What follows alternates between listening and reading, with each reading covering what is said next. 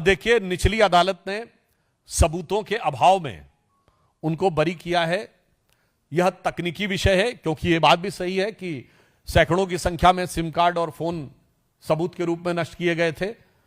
अब वो किस भाव से वो सबूत नष्ट किए गए थे, उस कारण से सबूतों का क्या अभाव उत्पन्न हुआ है, इस विषय को लेकर जो भी होगा, सीबीआई एक टेक्निकल इशू है, इस पे अगला स्टेप उठाएगी। वो हाई कोर्ट में जाते हैं या क्या होता है। जहां तक पार्टी का संदर्भ है, इस पूरे डिटेल के आने के बाद वह इस पर स्ट्रक्चर्ड रिप्लाई देगी।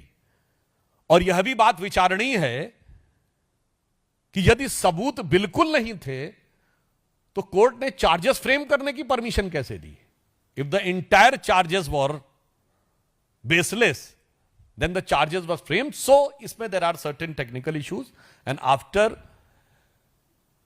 studying the judgment in depth, party will give a structured reply. मुझे लगता है कि अरविंद केजरीवाल जी यदि राजनीतिक आरोप लगा रहे हैं तो वो भारत के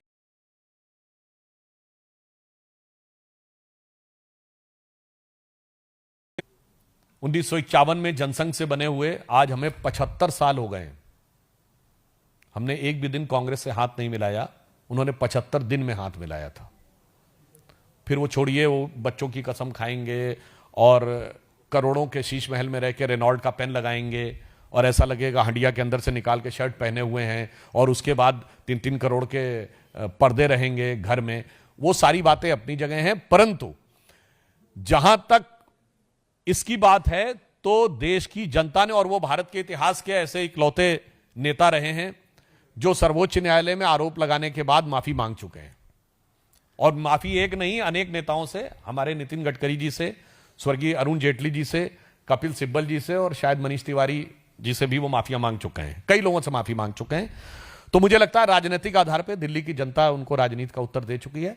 तकनीकी आधार के ऊपर यह विषय जो होगा, इसके ऊपर जो तकनीकी प्रक्रिया होगी वो संबंधित एजेंसियां आगे का निर्णय लेंगी। धन्यवाद। देखिए, निचली अदालत ने सबूतों के अभाव में उनको बरी किया है।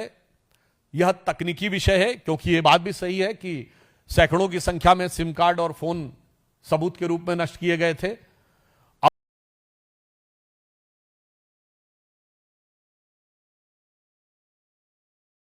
जो भी होगा, सीबीआई एक टेक्निकल इशू है, इस पे अगला स्टेप उठाएगी। वो हाई कोर्ट में जाते हैं या क्या होता है। जहां तक पार्टी का संदर्भ है, इस पूरे डिटेल के आने के बाद वह इस पर स्ट्रक्चर्ड रिप्लाई देगी।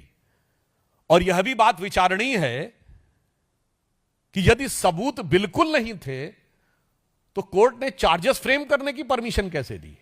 If the entire charges were baseless, then the charges were framed. So इसमें there are certain technical issues, and after studying the judgment in depth, party will give a structured reply.